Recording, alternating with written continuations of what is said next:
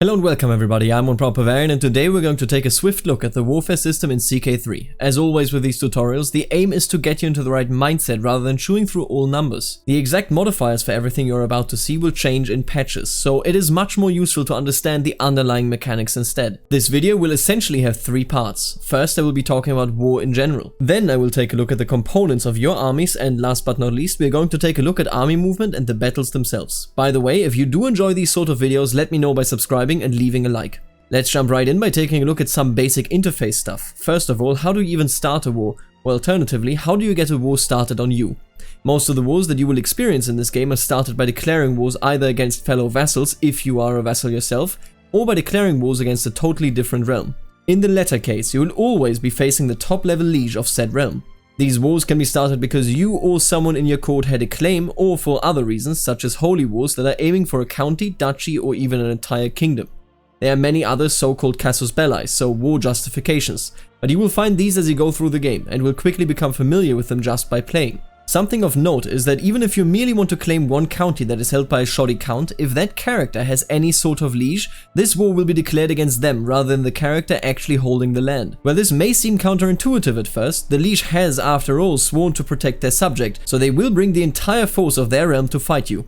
Another thing that is important is that any war declared for the claim of a person that is not you will make that person your vassal, as long as their new title is below your own. For example, if the Duke of Bohemia were to declare war for the claim of his son on Hungary, the son will all of a sudden no longer be a vassal of the Duke, since a duchy stands below a kingdom in the hierarchy. On the other hand, if the Holy Roman Empire declared a war for somebody's kingdom level claim, the character they just aided will become their vassal, since an emperor is higher than a king. Another important thing is that each war has certain war objectives. If either side achieves their war objective, they will get ticking war score that slowly builds up all the way to 100%. An example is a war for a county. The attacker gets ticking war score if they hold the county that they want to conquer, and the defender gets ticking war score if they do not let the attacker take the county. The other way of entering a war on your own volition occurs most of the time while you are a vassal and you want to act against your liege. You could declare wars directly against your liege at times, but generally it is smarter to declare war after forming a faction. So, for example, we could declare war for independence outright, but we would stand alone against an all-powerful enemy. So instead, we will join a faction for independence against our liege. Once you believe that this faction has gathered sufficient support, you can simply press your demands and, together with your newfound allies, either attempt to win a war against your liege, or your liege might even simply give in, giving you what you desire without a fight. A thing to note here is that the consequences as the liege are harsher if you decide to fight a faction and then go on to lose, compared to simply accepting their demands. Now, all of the things I just talked about are also something you will have to face should the AI take any of the aforementioned actions. While you will likely be in control of when most of your wars start, sometimes you will be taken by surprise. Let's take a look at how you can understand when you have a shot at winning a war by checking out where to find your own and your enemy's strengths and by looking at the cogs that make up your armed forces. Warfare in CK3 is incredibly transparent in regards to its inner works, but requires you to seek out the details in the UI, so let's take a look at it. It is vital that when at war or right before declaring one, you inspect the available forces the enemy has and see whether your own men-at-arms counter them, whether you can simply overwhelm the enemy with more troops, or whether you can hire mercenaries with men-at-arms that can counter your opponent instead. When you are in the war declaration menu, it roughly tells you what enemy forces to expect, but this number is not necessarily accurate, so I instead suggest the following. Check the character screen of your soon-to-be enemy. Here you can see their troop count, their knight count, their men-at-arms, and you can see what sort of allies they can call into the war against you. Of course, the primary thing to look at are troops in general. We will talk about alliances a bit later on, so let's focus on the army you will be facing first. What makes an army strong?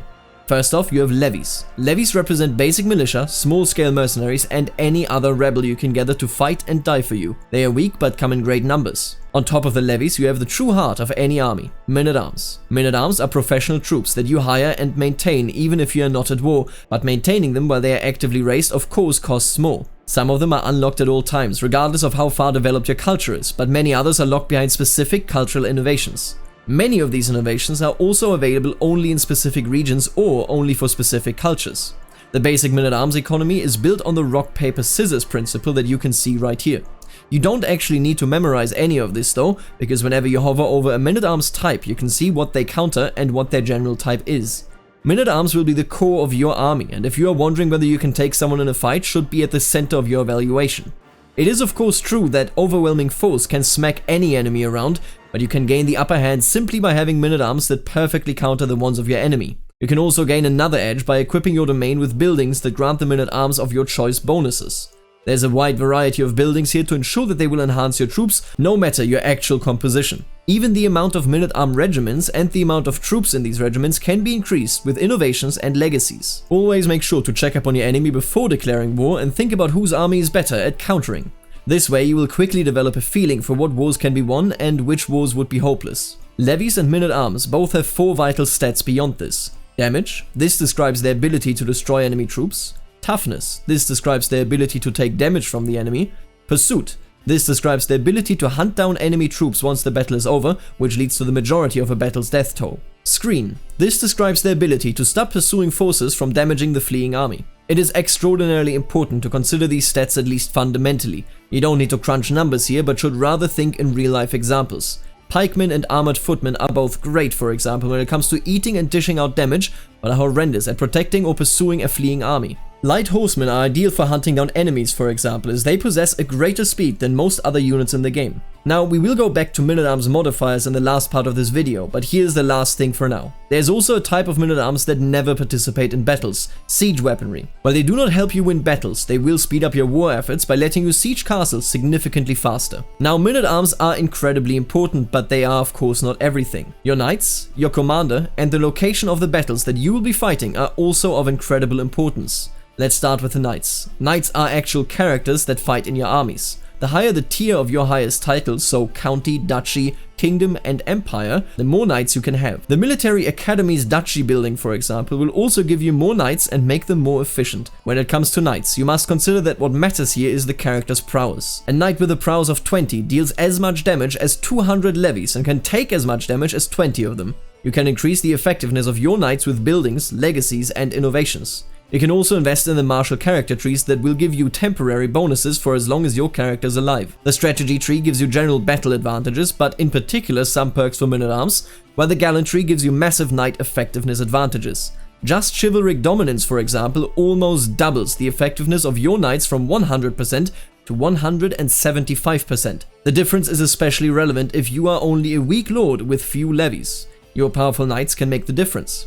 It is also important to point out that you can force characters to be knights, meaning they will always be knights even if they are not good at fighting. They could therefore die or get captured, if that is in your interest.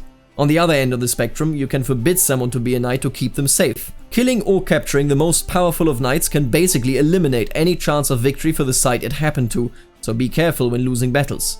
While knights can die throughout most phases of the battle, the last phase has an especially large chance for characters to die or get captured and can break the back of your army's strength until you find a replacement. The last part of your army are commanders. Commanders lead your army, and there are 2 basic modifiers to consider. First of all, their martial value matters a lot. The stronger your commander in that field, the better. Second of all, their commander traits also matter. Commander traits are primarily gained via events and can give a variety of bonuses. When you choose commanders, evaluate their martial skill, but keep in mind what traits they have and compare this to the territory that you will be fighting in. Now, with all of this theory about the army out of the way, let's put it all together and talk about an actual warfare example. We will now take a look at the phase before the war in which we evaluate whether we can win it, and then at the war itself to see how we can be successful once push comes to shove. As the Duke of Bohemia, I will be declaring a war for my son's claim on Hungary. While he will not become my vassal, as discussed above, if I get my inheritance laws in order, I can make him my primary heir and 1 generation later unify the lands of Bohemia and Hungary. So, and with that, let's take a look at Hungary. They themselves have 9 knights as they are a kingdom tier realm. They also have some very strong alliances. However, this is why I mentioned before that the allied troops number can be deceiving. Let's take a look at their alliances. Croatia is a strong ally, but they are currently in a war against the Byzantine Empire themselves. An AI realm that is in a war against somebody else as the main attacker or defender will join their allies' war, but will not show up on the battlefield until they secure their own victory. Since the war started only recently, let's count Croatia out unless we take really long to defeat Hungary. Prince Laszlo of Transylvania is also a good ally for the King of Hungary. However, he is a vassal of Hungary itself. Vassals cannot be called into wars of their lieges via alliances. Mind you, this does not mean alliances with your vassals are bad. Any vassal in an alliance simply cannot join a hostile faction within your realm, meaning you can pacify your realm with this strategy. However, Laszlo is useless in the defense against us. The last ally is our liege, the Kaiser of the Holy Roman Empire. And man, that is a harsh one, huh? So many levies, so many knights, and a large amount of armored footmen. However, here's the kicker. Since our liege is bound to us by a feudal contract, he cannot come to the aid of an external enemy against us. He could at most ask us to stop the war, but we can, well, simply say no thanks. The AI uses this option very rarely anyway, so let's not worry about it. Now, one last thing is an extra tidbit when it comes to claims. With a male-dominated gender doctrine, the claim of a child or a woman for a title can only be pressed if the owner of the claimed title is a woman, a child, incapable, or if there is already a war for this title going on by somebody else.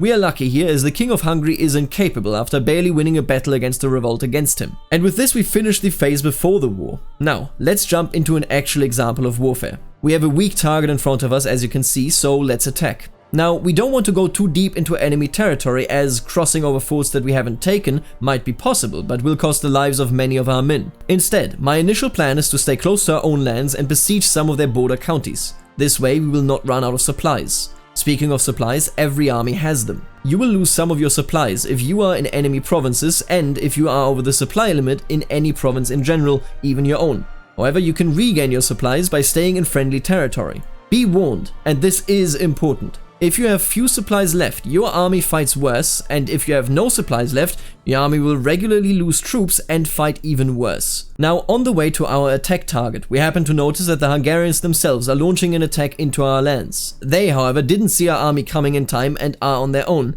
As mentioned before, none of their allies can currently come to their aid. Whether by luck or by competence, we have placed ourselves between them and the route they could use to flee. Even better, they have chosen an excellent battle spot for us. Choosing the location of a battle is generally not that easy.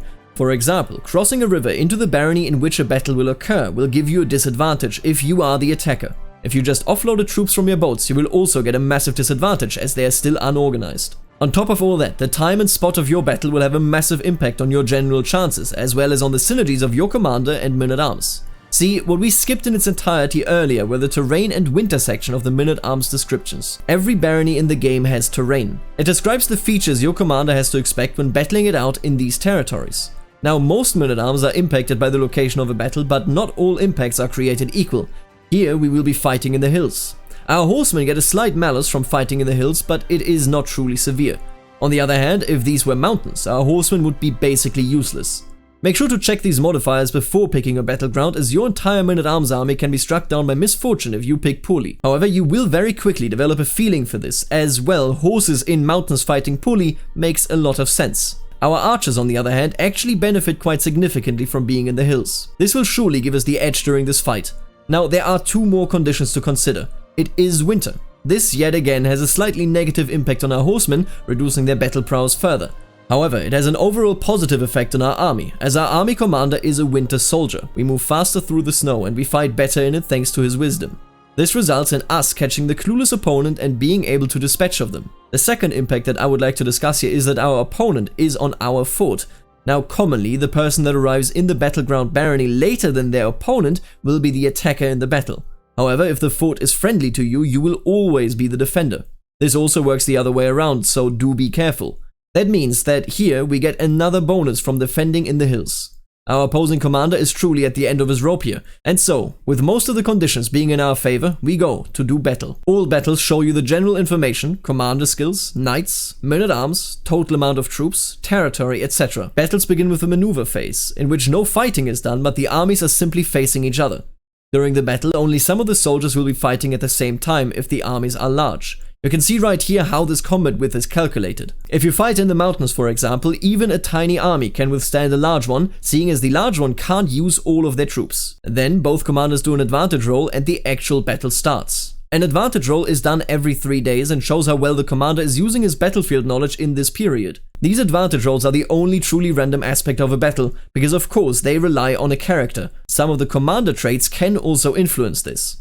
Most of the things I talked about earlier are things you can influence, and they, together with the advantage roll, go into the overall advantage score of the two sides. This is a massively influential mechanic that so far I did not talk about, as what matters most is your general tactics understanding that we discussed so far. If you picked a good battlefield, have a great commander, and fight under conditions that are favorable to your commander's commander traits, you can gain a massive advantage. Why is this so big? Well, every point of advantage increases the damage the units of this side put out by 2%.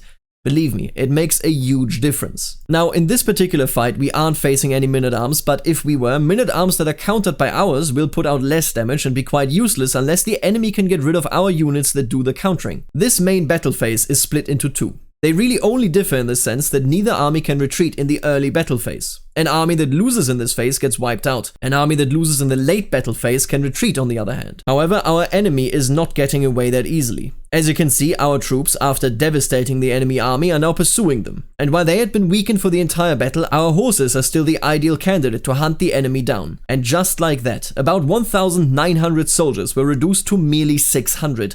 From here on out, this war is a cakewalk. My personal advice, even if you have the upper hand, is to defeat the enemy several times until you're sure that they cannot harm your armies even under unfavorable battlefield conditions. Then you simply siege and sometimes send over smaller armies to scare the enemy off any sieges that are close to being finished in their favor. Getting a counter siege down devastates it, and you certainly don't want that. And with that out of the way, I guarantee you that with the knowledge from this video, you are able to succeed in warfare in CK3. As you can see, CK3 has a boatload of modifiers under the hood, but you only really need to understand when your armies counter your enemy and where you ought to stand your ground and fight them.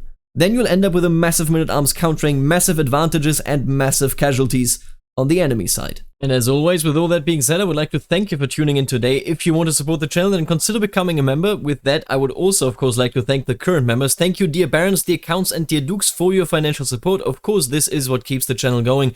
Thank you all so much, and see you later, alligator.